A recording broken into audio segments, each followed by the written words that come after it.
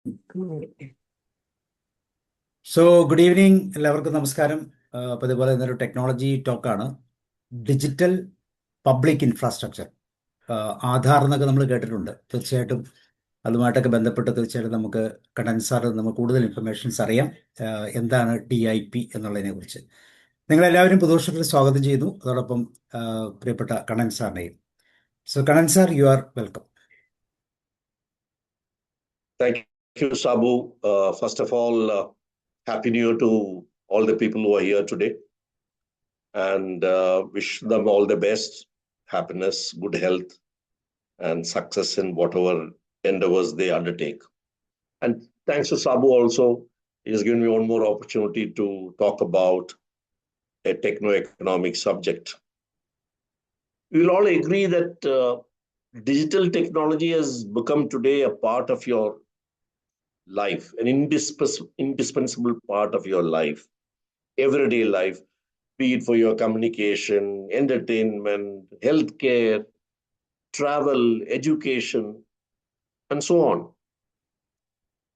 While this is having a great role amongst individuals' life, institutions have reliable digital platforms which ensure that they are able to give faster, customized response, creating knowledge portals, and evolving efficient business solutions.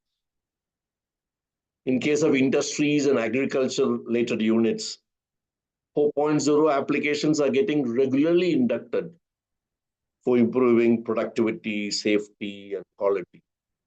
At the government level, digital domain has provided trustworthy and accurate methods of extending e-governance in an all-inclusive manner to the vast population we have in India. Most of these developments in the digital field have taken place in India after the year 2000.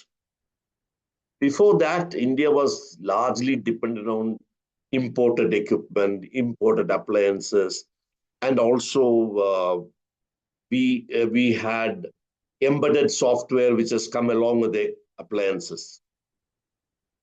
Now, after 2000, India's status has changed immensely.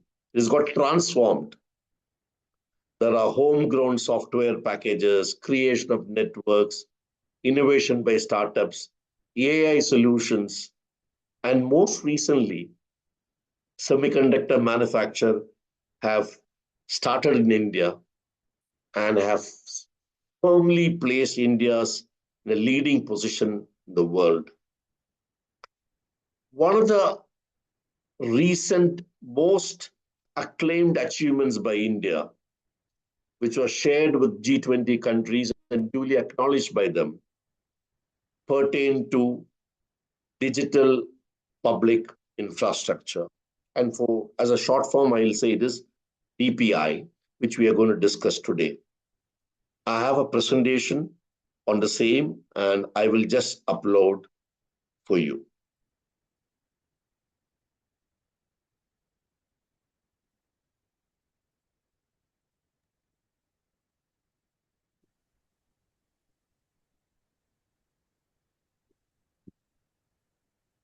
So today we are going to see how digital infrastructure has been set up in India and how it is working now, how it is expanding, and what is its contribution to India's GDP. That is the main thing which we are going to discuss. So the scope of discussions, I will just go through this. I told you it's only after 2000 the world itself became very knowledgeable and very active on digital applications, so that e-governance is possible. It is there in almost all the countries. India has also started in a fairly stable manner after 2000. All the new public infrastructure focuses on a digital medium through which it is put to use It is made a little more accessible to citizens, as well as even the digital domain has got a lot of influence on its project management and design and configuration, etc. And when these layers of digital DPIs have been made, they have been made interoperable so that they can draw data from each other and thereby make the total picture very all-encompassing for the authorities when they have to utilize this for e-governance. Economists feel that DPI can increase productivity, it is cost-effective, and is easily accessible services to the citizens, and can also thereby increase the GDP. So India, despite its huge population and diverse cultures, has rose to create a stack of layers of DPI and their applications. I will take a minute on explain the word stack. In many other literature in this field, it is also called India stack. That means like a stack of plates kept. Digital public infrastructure, one after the other, is layered in such a way that they are able to draw from each other's strength and create a overall picture for the authority. Now, I'm not calling the presentation based on India stack. There are many articles and many discussions on YouTube on India stack, but it essentially means India's digital public infrastructure or India's DPI. Now, DPI for e-governance, let me try to explain to you. There are government policies, rules, and regulations for almost every aspect of department, for every department, the way they have to function for looking at the citizens' requirement. And there's a huge population, and there are e-governance schemes which are generated by discussion of the government authorities with people who are technologists who can understand the government policies and implement them through the e-governance model. And this contains e-governance for different sectors like health, education, identity, travel, etc., etc. And the overall objective is to make it uniform, inclusive, secure, and democratic. So that is the aim of this DPI. How well it can be made uniform to the entire population if they are able to access that particular portal. Just want to flag this point. India in 2000 had a population of 1.05 billion. And today the population is 1.45 as it stands now. And this infrastructure, which has been developed through digital medium, has attempted to make it a very inclusive, uniform service. There have been a lot of learnings on this front. We'll touch upon as we go along, and how the layer after layer which has come has benefited from the earlier layers. So let's look at what is the public infrastructure in 2000. I'm making an assumption that before 2000, there was no DPI. And all DPIs have come after 2000. So before 2000, there was definitely public infrastructure. I'll just run through it. If you want to know your identity, it was not at national level. Except those who were holding passports, you can say I'm an Indian passport holder, but everybody does not have a passport in India. So it was not uniform, it was not all inclusive.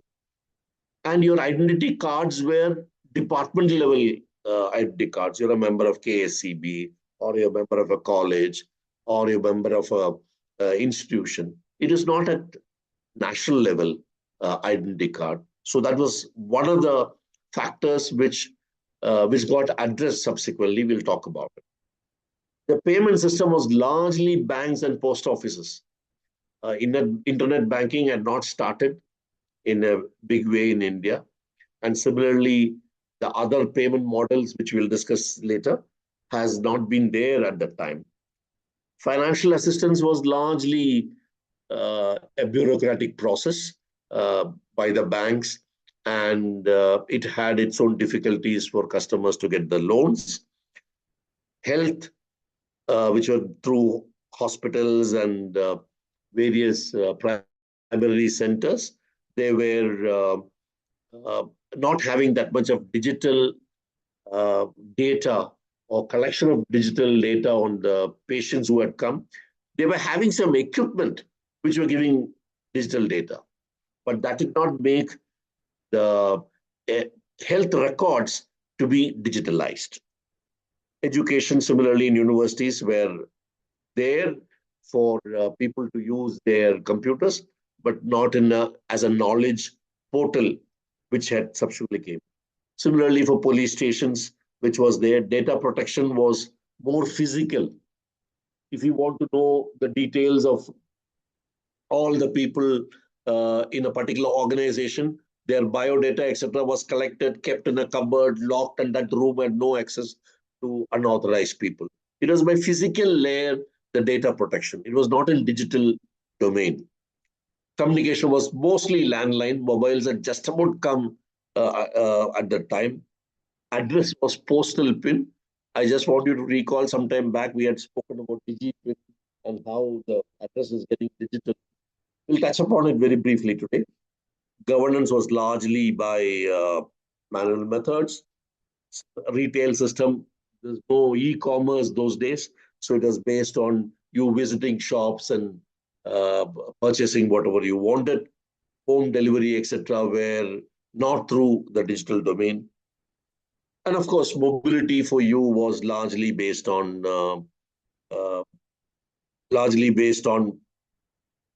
roads, highways, and bridges, and etc.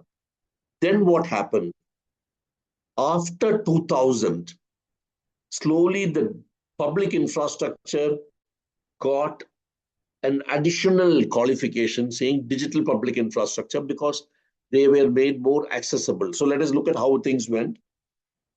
Identity, it was Aadhaar. And we're going to talk about Aadhaar a little more in detail. Payment systems, it became UPI. And you know, UPI has a large amount of Indian population uses UPI, and there are many other countries also following UPI now. Financial assistance became digitalized through something called Sahmati. I will touch upon this a little later. It is not very well known. It's not much discussed what is Sahmati about, but we will come to that point a little later. Communication, 4G and 5G mobiles. Health portal became Ayushman, e-Sanjeevani. And you may recall when we discussed one of the 5G applications earlier, that today primary health centers have e-Sanjeevani program. It's a fascinating program because a villager, if he has to see a doctor, which will be perhaps in a hospital in the nearby town, he has to catch a bus and come to the hospital, wait there to see the doctor, and then go back. And if he's an elderly person, then he requires an attendant to come along with him. If it's a lady, then definitely you require another person to escort that lady or bring that lady to the hospital, take her back. There was a demand for another person also spending time on visit to the hospital. Now, the e-Sanjeevani program, which has been started a few years back, that every primary health center is connected through a video link to the town hospital nearby. If a villager, he wants to consult the doctor, he goes to the primary health center and tells his problem very briefly to the attendant there, who is the paramedic, who understands a little bit about the medical issue. He fixes up a video call with the concerned doctor or concerned specialization, and the doctor talks to him, looks at him, and then examines whatever through the video calls, understands what exactly is problem, and tells a paramedic to take some blood sample or urine sample, and also advise him to come back again after 2 days when the results are available. The samples are sent to the town hospital, the results are available. The doctor has got the results on his laptop. The attendant has got his results on the laptop. The patient comes back again the next day or the 2 days later, and then the doctor discusses the issue and the line of treatment. And maybe there's an X-ray required or some other ultrasound required. Then he has to go to the town hospital or to a scanning center. So this has actually benefited the rural population a big way in India, especially for female population. They have immensely benefited out of this because they are able to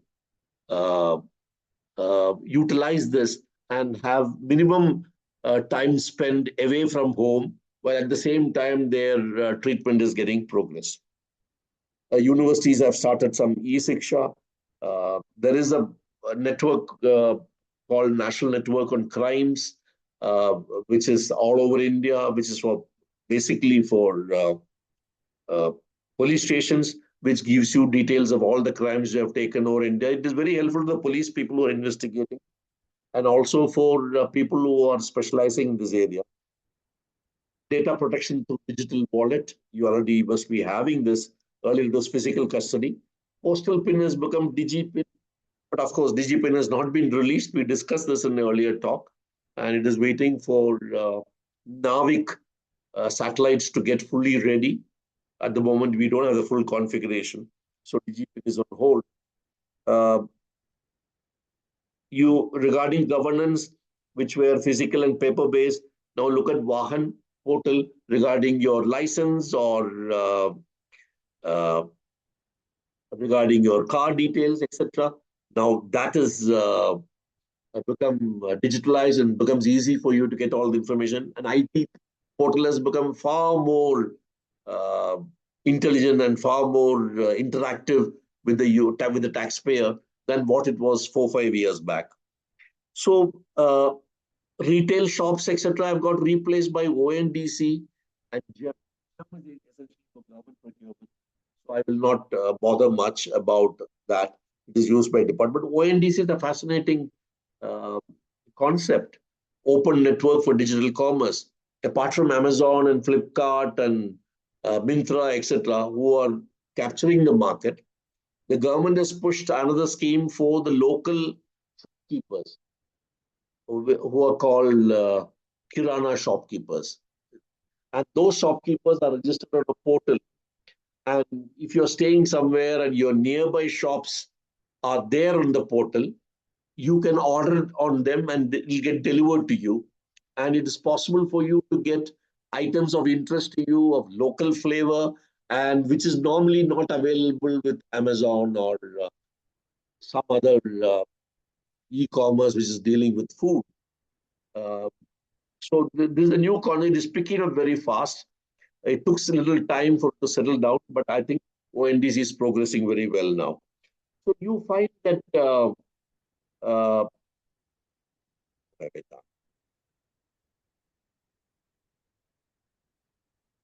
just give me a minute. Okay.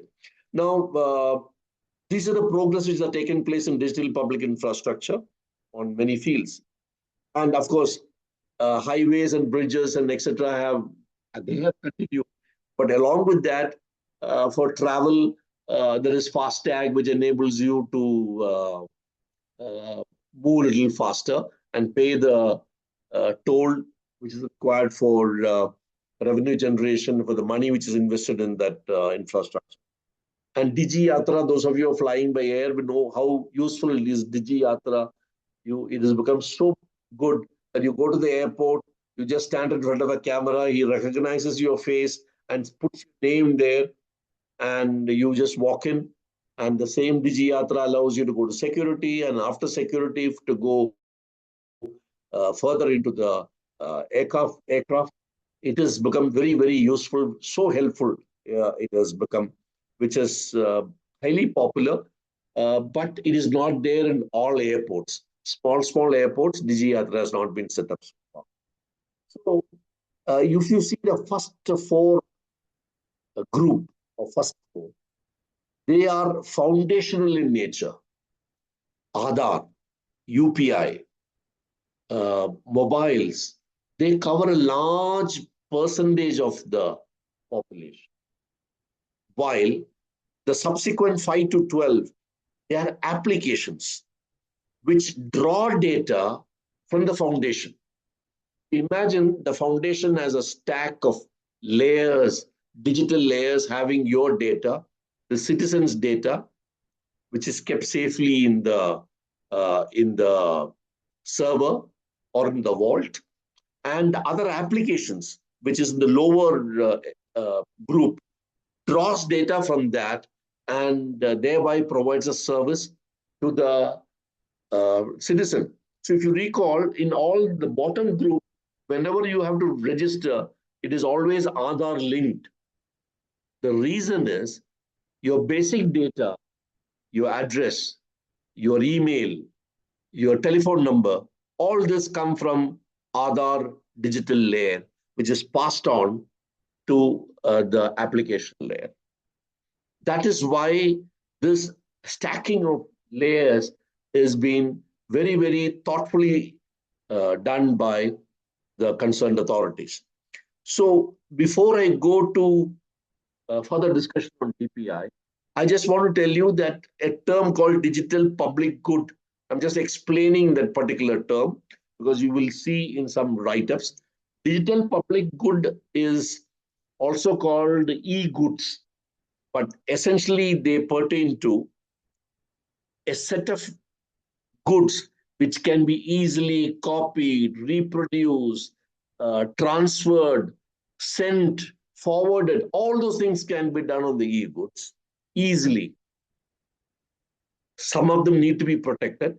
Some need not be protected. If it is citizens' data, it has to be protected. If it is some other e-goods, it can be transferred to another user.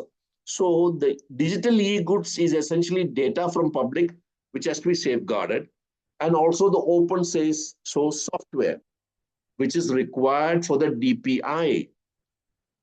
Why I am saying this, to make a DPI, you need to have a software which as a principle government is taking from open source. So it is something which is not related to some particular company or institution which has developed the software and thereafter you are dependent on that person. It is available in the net and data is taken from the public, which is individual data. Now, both these are put into a DPI software which has been developed and tested for all the conditions in the government policy. Now, this, after testing, becomes a DPI. Before the DPI is made, first you identify a software for it, you take the data from public. In this case, most of the data will come from Aadhaar for testing purpose, etc. And thereafter, the DPI is available for using for various applications. At the moment in India, there are only 3 DPIs. 3. Aadhaar, UPI, as well as what I told you regarding your credit worthiness, Sahabati. I will talk about it as we go. These are only 3 layers which we have at the moment. Rest all are applications drawing data from the DPI. Let's go forward. So DPI is like a rail. It's a foundational layer which has got all the details of your address, mobile number, etc., etc. And these are applications which draw from that.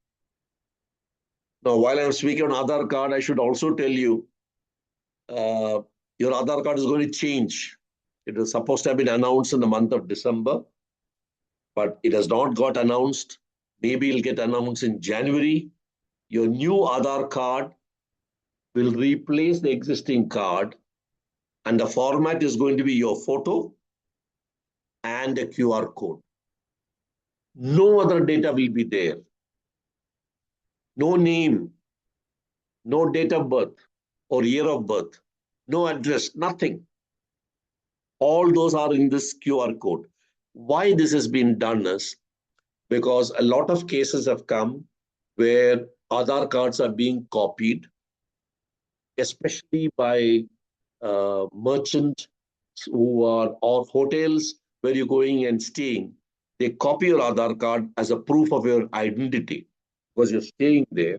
And thereafter, that data uh, is likely to be lost or transferred to somebody else who may misuse it. So now a new Aadhaar card is going to come. That means every person who asks for Aadhaar card will also have a QR code reader, which is very similar to DigiYatra. So you go and stand in front of the camera, that reader, your face will come there, and the person who is asking for your Aadhaar, let's say a hotel receptionist, he will look at the photo and you're the same person. Name also will come there. Your booking is done for you, so everything is fine. He cannot store the data.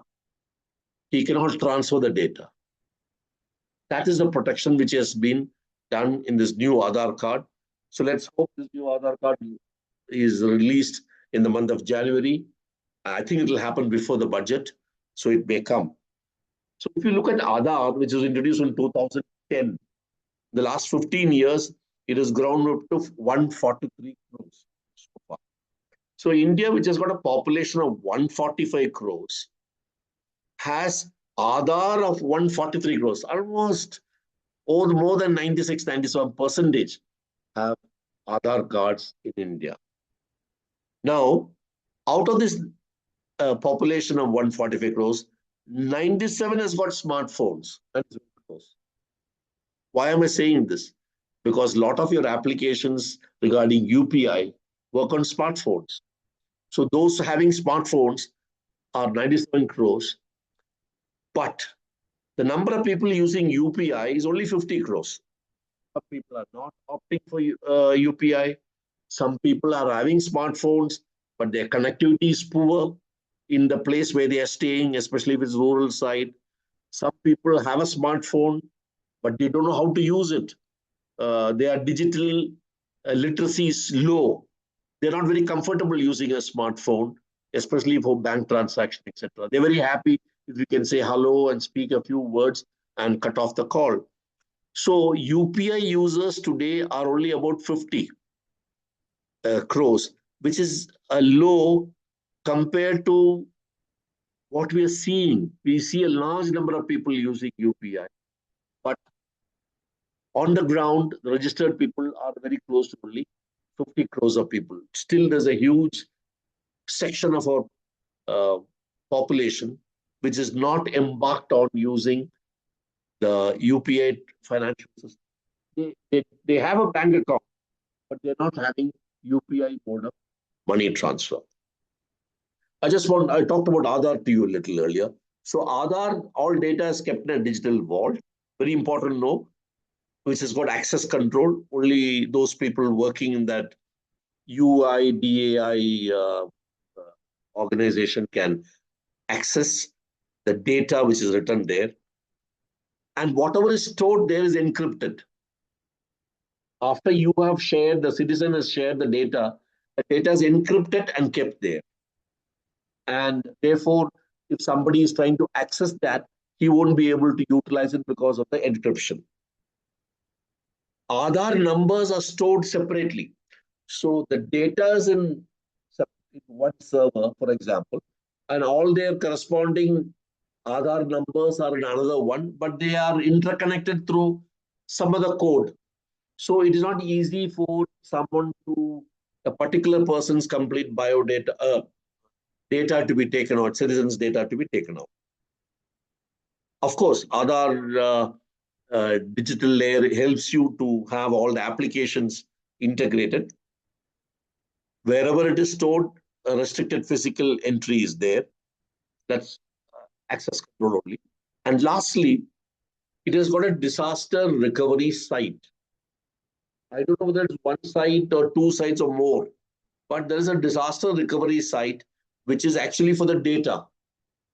All the data kept in the vault is duplicated and kept elsewhere, or duplicated and kept in more than two places, which ensures that the data is not lost due to some disaster, maybe fire, maybe earthquake, maybe flooding, all these things to make sure that it is. So in a day, the data is copied from main site to the disaster sites, let us say once in 1 hour or something like that. They must be having a protocol by which the data is updated in the disaster recovery site, disaster site. Right. Now, India stack, now I'm using the word stack just to come back to the data, DPI layers, but stack is a term used by people who are in this field. Stack, India stack of, there are 3 layers as I told you. First is Aadhaar, which we had discussed. Second is payment layer, which you all know about, and we have also discussed. If there's any particular issue, we can discuss during Q&A. The third layer is a data layer. Now, the third layer of digital public infrastructure, which is the one which has got all the details regarding the citizen, is based on the consent given by the citizen. In many applications, when you go and say, let's say you go to Vahan or you go to income tax portal or somewhere else, you agree saying, I agree to share my data. That actually means you are given a consent and that data.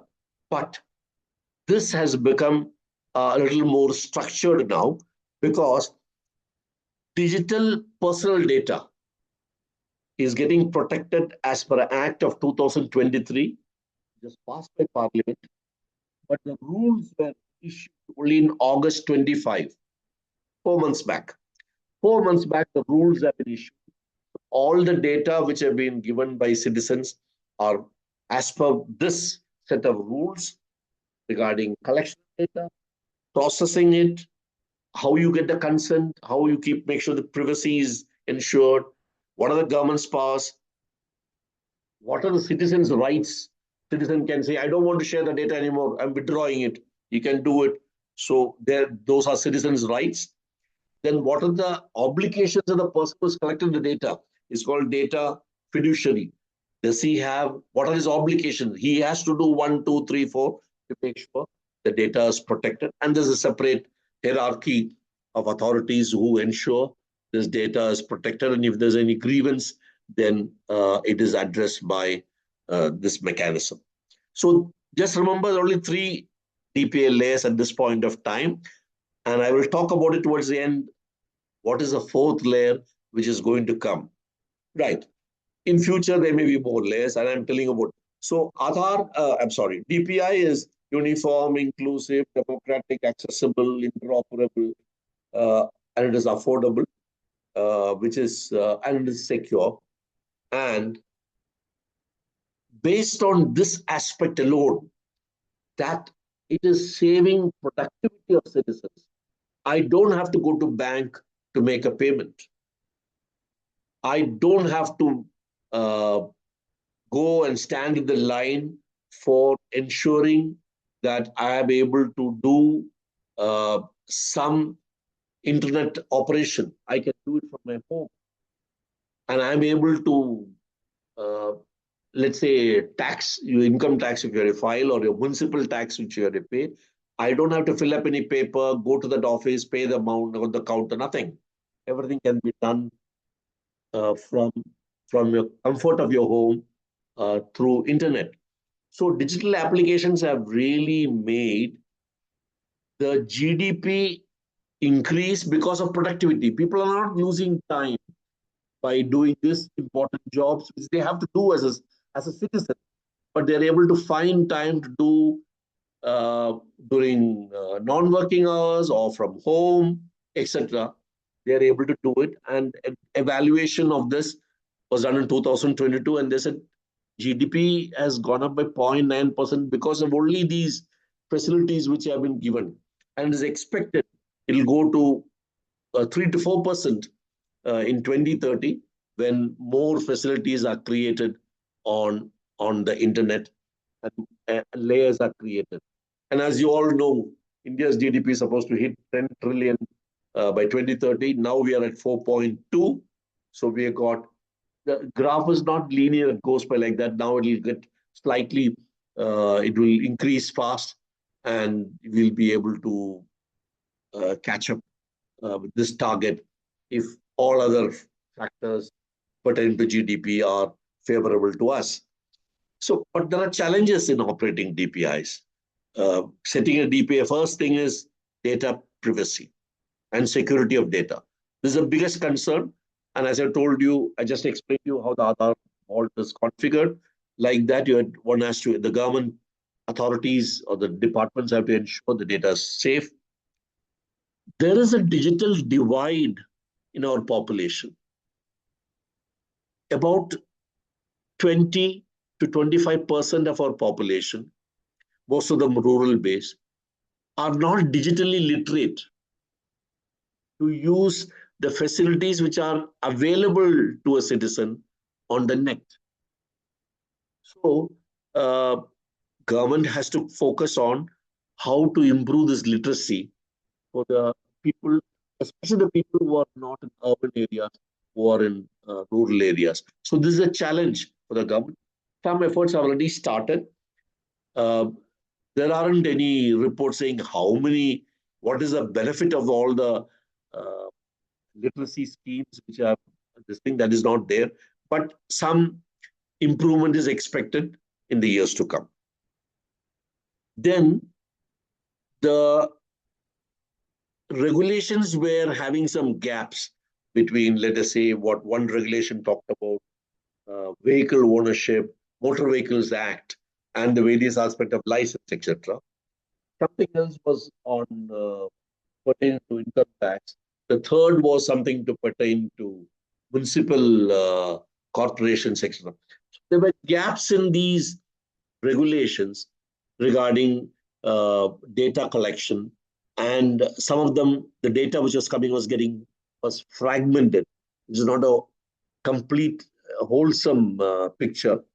Through DPDP Act, many of these things have got addressed, and slowly you will find all these applications are streamlined properly. Not only the applications which are riding on the stack, but also individual applications on the net, which are run by various local bodies like corporations or by state governments.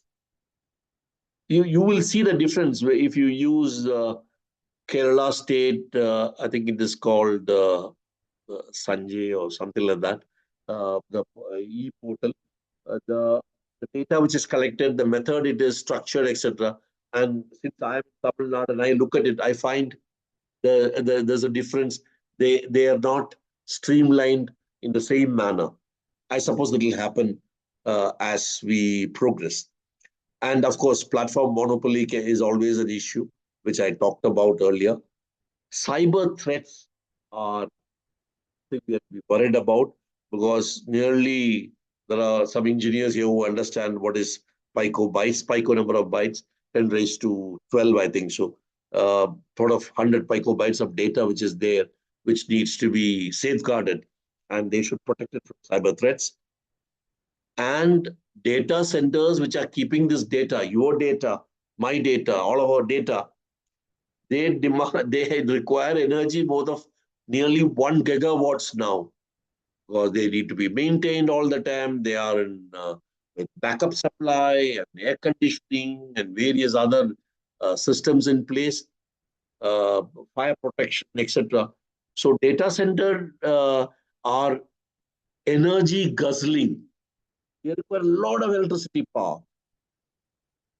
And data centers in India has got more than 70 or 80 data centers now. I'm not talking about DPI, but otherwise for various business processes. Data centers are, and we're storing data not only of India, but also of many other countries, which is the data sent through cloud and it is stored in India. It is like a service provided by many other companies to foreign companies, saying that you can store your data here, it is safe, secure, but of course they require a lot of electricity to run the data. So these are the challenges. So let me make an international comparison on this. India's example of DPI has been very attractive. Global attention has been there, especially during G20 meeting, which happened, I think, a year back in September 20. They all appreciated, all the countries which came, and how you have been able to set up digital layers like this for citizens' uh, service e-governance. Of course, we all heard about JAM Trinity, Jan Dhan account, Aadhaar mobile. And we also heard about CoWIN. You may recall this CoWIN is one of the layers which was created temporarily. That means during COVID, if you are logged into the COVID, it had a separate uh, portal, and that portal will tell you in a place where you are, your person is known from the Google map, and that will tell you there are 20 other people in this street who are having COVID at this point of time. It helped people to protect themselves. And COVID platform, of course, now COVID platform is not relevant because COVID is not rampant. But during COVID pandemic, this was used extensively by our citizens. Japan, USA also got a lot of DPIs, but their approach has been more on safeguarding the digital data and consumer protection. While India carried about in a different way. Of course, USA and Japan had companies which were asked to do all this, and the government supervised that. But India followed a different approach. I'll come to it. China was totally controlled by the government, and their own innovation, their own mechanism of improving it, their own mechanism of collecting data and storing it, etc. China followed it in that manner. But in India, it was a hybrid path. The government created the infrastructure, and private agencies collaborated to run it. When I say private, means let us take the health of Ayushman Bharat. A separate national health authority was created as a separate organization, and they were asked to run it. UIDAI is running the Aadhaar card. There are banks along with telecom agencies. They are running the GPay or some other form of payment which are there in for payment through UPI. So they have been able to use private or dedicated organizations and the government agency, and the government put the money to create the infrastructure. Of course, it's almost public knowledge. UPI, where the facility has been created government, no service fee is taken from the citizen for using UPI. It is being given free. While a similar scheme in another country, they charge you service charges for using UPI, their UPI or their scheme. India government is subsidizing it, essentially from the point that it is helping low-income people. It is helping people who are small businessmen, small traders, and there is a benefit to productivity. Amount of currency notes required has come down, so you don't spend money in printing that much of notes. ATM, people going to ATM and drawing money, that has also come down a bit because they are all relying on UPI. So there are a lot of benefits out of this scheme, which is able to fund the service charges which government is bearing it. Government has set up the infrastructure and given to, I think, National Payments Corporation Limited, NPCL, to run it. And they are not charging any money for it. We can discuss this more in question answer. So our principle of DPA has been, it should be sustainable, inclusiveness, and it should be future ready for other digital ecosystem which will come. We are privately provisioned, but publicly accessible. That has been our catchword, each DPI, so that citizens are able to access that facility, and it's a form of e-governance which the government has ensured. So we have got a very strong digital backbone which is giving all this facility. There's one more DPI layer going to come, and this is my assessment. I could be wrong, but let me share it with you. You know, the government is going to conduct census very soon. Aadhaar UPI data layers have already been stabilized. Ayushman and commerce applications are picking up that speed, but ONDC and Ayushman are going slowly. They should be faster. There are problems on the healthcare front, I know. Why Ayushman is not progressing fast? We can discuss. So the government is going to conduct census in 26-27. 26 is phase 1, 27 is phase 2. In phase 1, all the houses, all the residences, all the living spaces are going to be mapped. Your tag, that means your house, wherever you are staying, or whoever is staying in a house, all those details of Aadhaar card, etc., as well as how many people staying there, are mapped to a house address. And that house address will be in DigiPin. We talked about DigiPin some months back, which is a set of alphanumerical. No more address like so-and-so road, near the temple, opposite the school, nothing. All those things of address is gone. Or is going. So it will be DigiPin, a string of 10 alphabets. I'm sorry, alphanumerical, some alphabets, some numbers. And that will specify your location. And that location will talk about who are the people staying there and their Aadhaar cards. Subsequent phase 2 will be more details regarding caste and educational qualification, where you are working, what are the income you have, or what are the facilities you have, etc. Which is more on economic aspects of the particular citizen. When this database is created in 26-27, I think there'll be another layer of DPI, which is Aadhaar linked to house address, which is linked to DigiPin. And that DigiPin will appear on your mobile if you have satellite data coming from India's satellite called Navik, which will take 2 years. So let's say by 27, you will have the map of Trivandrum city or Kottayam, and then you put your DigiPin address, you will exactly show you where you're staying, and somebody else who wants to visit can just press that with against your name, and he'll be able to find a way to your house. But the authorities will also know that this house belongs to whom, what is his Aadhaar card, this Aadhaar card has got how many properties on the name. All these things can be created, constructed. So I think that layer is going to happen in the next 2 years. Good thing from one point of that it will strengthen the government records better. It will get linked to land records, which is getting digitized. So land records digitized, plus your address, DigiPin, plus census data, all this will get integrated.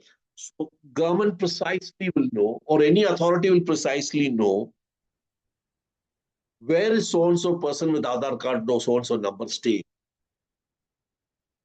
Today, it's possible if he's traveling, the Digi Yatra will tell you so-and-so person, Aadhaar card has crossed this gate. It's possible for to know. If you've got a car, it's possible to know your car has crossed the toll gate. Your car has crossed, you may not be in the car. Your driver must have taken it. It's crossed.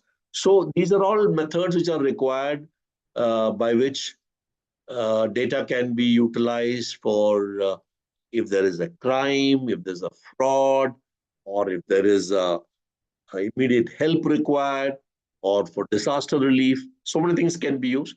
It can also have a interpretation that it can be used for snooping on a person. It is possible, but there are more benefits than any adverse aspects. So there are some applications also coming. Now, there's a difference, please understand. One is a layer, which is foundational, and other is an application, which draws the data from the foundation. So there are some applications coming for artificial intelligence for various sectors, applications for health, application for banking services, etc., which are being developed. So these are also come, but these are applications which will come one after the other when layers are, the fourth layer is established. So I'm told this new application which is coming with AI is going to be called the people plus AI layer, so that you can get whatever artificial intelligence support you want, be it regarding your healthcare problem, health issues, or maybe something to do with your education aspect, etc. So finally, it will all go into the chat GPT way. The data will come from there and you will get some advice. So let me come to the conclusions. India's stack of DPIs. Industry 4.0, which started around 2000, a little after that in India, has made digitalization after 2000 very popular world over. Those of you who are not familiar with Industry 4.0, I will just add one sentence. Industry 1.0 was when steam engine or steam power was invented 270 years back. Industry 2.0 is when electrical energy was invented through generators which ran either DC or AC. Those supplies, that is 2.0. And industry, that is about more than 130 years back. And Industry 3.0, when digital computers were invented and it came into application for various, either as a desktop or a laptop or some mainframe computers. When digital computation came, that helped processes to happen with a better efficiency. That was 3.0. Let's put a year to it, 1975. 50 years back, 3.0 came. And about 25 years back, 4.0 came, when you could use the power of internet to run a particular application. Power of internet was for collecting data from various places, putting them together, finding the pattern, trend, and then take a decision, be it for a process, chemical process, or it could be for a business process. 4.0 was also used for improving quality of the product. 4.0 was also used for monitoring the progress of projects. So 4.0 enabled speedier, more efficient, productive, safe methods of running industry. And Industry 4.0 stayed to improve this. It came 25 years back. And slowly in the wake of 4.0, the digital public infrastructure came. India took a lead in 2010 by having Aadhaar. I told you about it.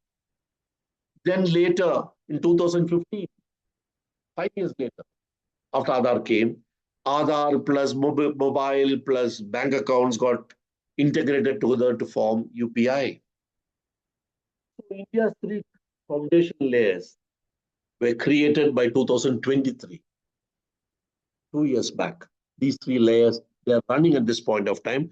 The last layer, which is concern-based DP layer, also decides your credit worthiness. When you apply for a loan, the bank will tell you, yes, we'll give the loan, or we can give only so much. The bank is not doing the job. There's some other agency which is doing the background. Bank just forwards your application along with all the records, not along with records, details of your accounts. They have the access to account. They do a calculation. They use some AI also and tell the bank, you can give 2 lakhs loan to this. Heidi will give you more details on this because he is the active banker even now. And DPIs are facilitated trust among citizens, enhance productivity, enrich e-commerce. And I told you a new layer is likely to be formed about addresses. And in 22, we had a modest increase of 0.9% GDP, which may become 3% to 4% in 2030, and will continue to lift our GDP. We are hoping that we will have 10 trillion by 2030. Ladies and gentlemen, I've given you a brief introduction on how digital public infrastructure has got created in India, how they have been made interoperable, how it is getting built one on top of another, how something new may come after a couple of years, and how it will benefit e-governance of this vast country, which may have by 2030 1.5 billion people, and it is accessible to all the citizens.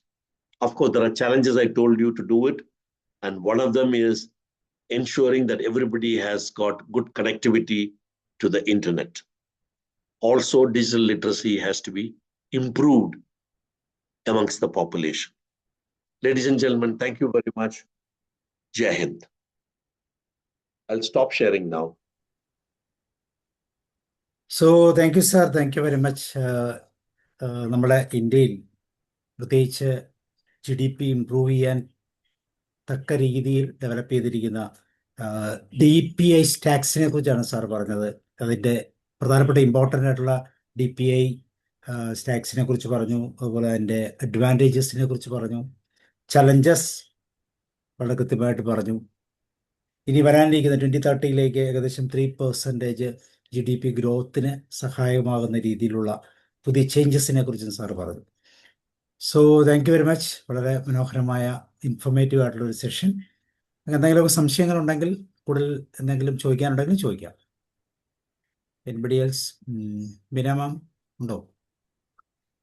George sir, Roy sir? Yes, Beena ma'am. Yes. Unmute ചെയ്യും. Even before we started the UPI system, in the United States, they were having PayPal, Google, the Apple Pay, etc. But now the UPI is more popular than the American digital payment system. What is your opinion about that? How is it that Indian UPI has become much more popular than their digital payment system? Yeah. So there are 2-3 factors which have enabled UPI to be more popular. First of all, the UPI scheme does not levy any service fee on the customer.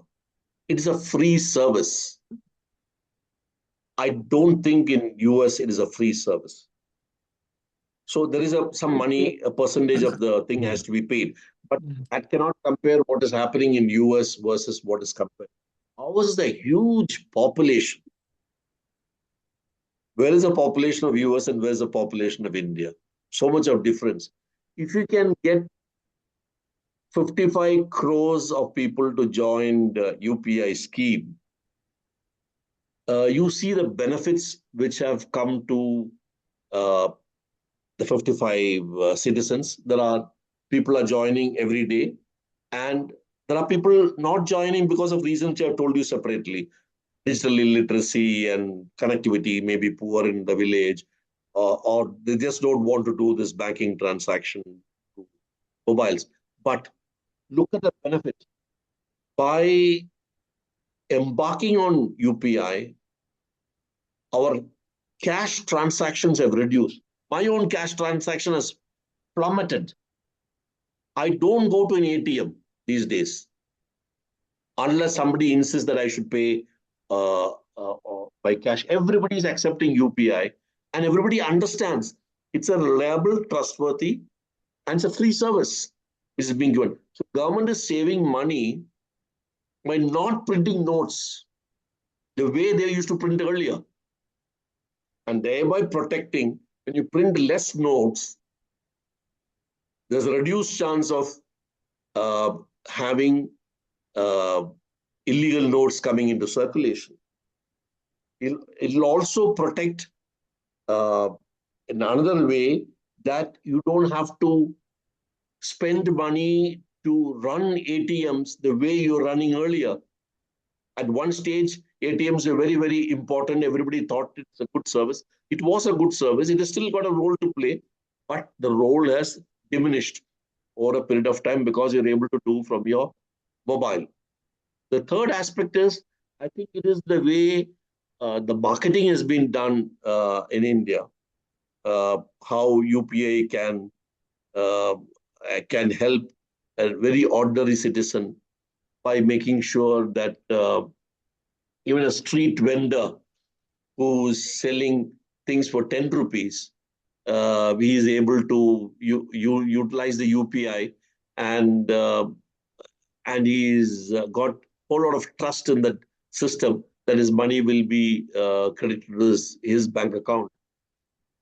I don't know whether this sort of trust, first of all, population is significantly higher for us compared to US. This sort of trust exists between the payment system in US vis-a-vis the citizens. I've not done a comparison between US and India, but I know India's UPI is already there in some 7, 8 countries or 10 countries now who have accepted UPI to be used in their country. Obviously, people are seeing merit in the way it is structured. I don't know whether US UPI has got a facility for a person to demand money from you, which is a facility here. Am I right? Have I used the right word? I have not used it. Suppose your son is in college and he wants 2,000 rupees. There's a facility for him sending a demand to you. And you say, yes, 2,000 will go automatically to his account from your account. Which is the facility which they provide. I don't know whether such a facility exists in US. It's a differently something which I should read about, and I'll come back to you on this. Yeah, anyway, the payment system, the digital payment system is not so popular in US as in India. Yeah. No, the digital payment system through debit cards and credit cards have been very popular in the US. But not that is through, popular, but the phone. Yeah, on the phone, through the phone, it is not so popular. There must be some reason why it is Thank you not for thank you for the very informative talk. Thank you. Thank you. Thank you, sir. Thank you very much. Thank you sir. Sir, ഈ U P I എപ്പോഴും നമ്മൾ G പേയുമായിട്ട് link ചെയ്തല്ലേ use ചെയ്യുന്നത്. അപ്പോൾ ഈ G പേ പോലുള്ള ഒരു application, payment application നമുക്ക് ഇന്ത്യയിൽ പോസിബിൾ ആണോ? അതോ ജി പേ ജി പേ പോലെ UPI is a interface. Yeah. Just remember, is an interface between multiple units. I want to pay Sabu 1,000 rupees. I am represented there to the UPI from my phone number and bank account number. They're not interested in my name. My phone number and bank account number is the identity. Similarly, Sabu's phone number and bank account number is the identity.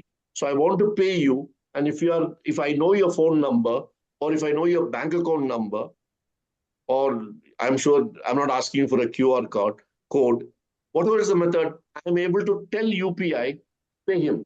The job is done by the central interface. It will take money from your account and give to that account. That's it. That operation keeps taking place by the UPI interface.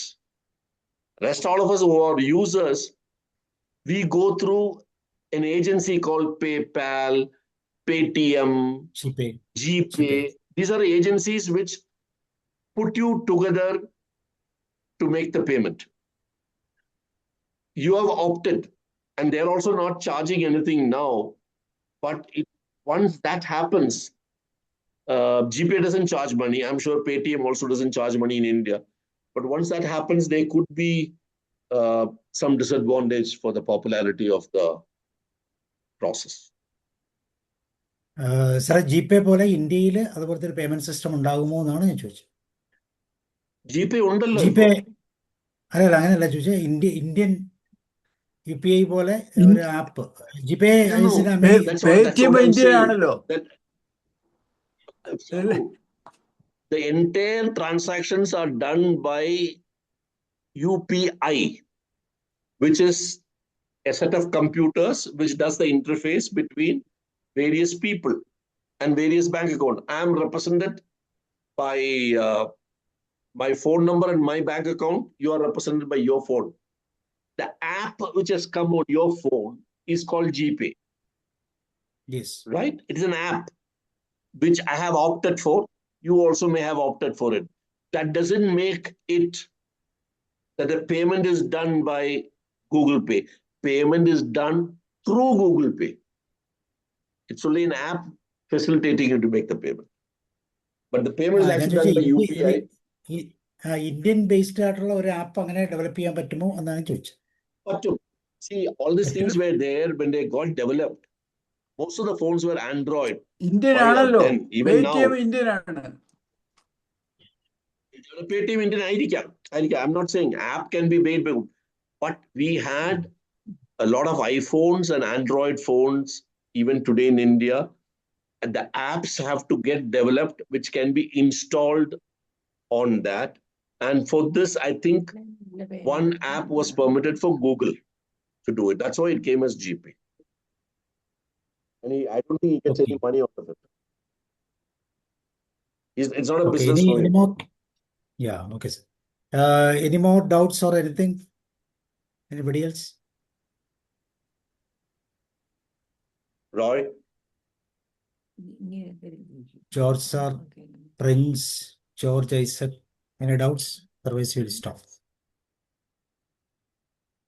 Yes, somebody is coming. On the sir. Kannan സാറേ, വളരെ informative ആയിരുന്നു. കേൾക്കുന്നുണ്ടല്ലോ? കേൾക്കാം.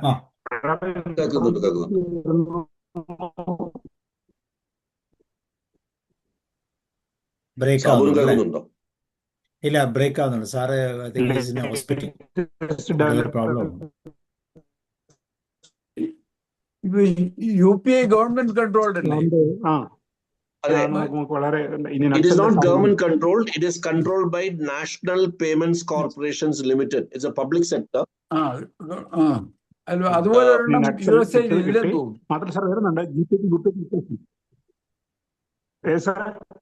Sabo ഒന്ന് help you.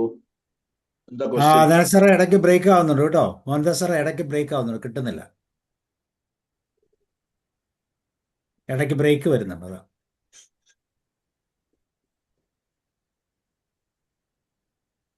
കേൾക്കുന്നില്ല. Okay, I think ആർക്കെങ്കിലും പുതിയ Aadhaar card കിട്ടിയെങ്കിൽ ഒന്ന് അടുത്ത പ്രാവശ്യം കാണിക്കുക.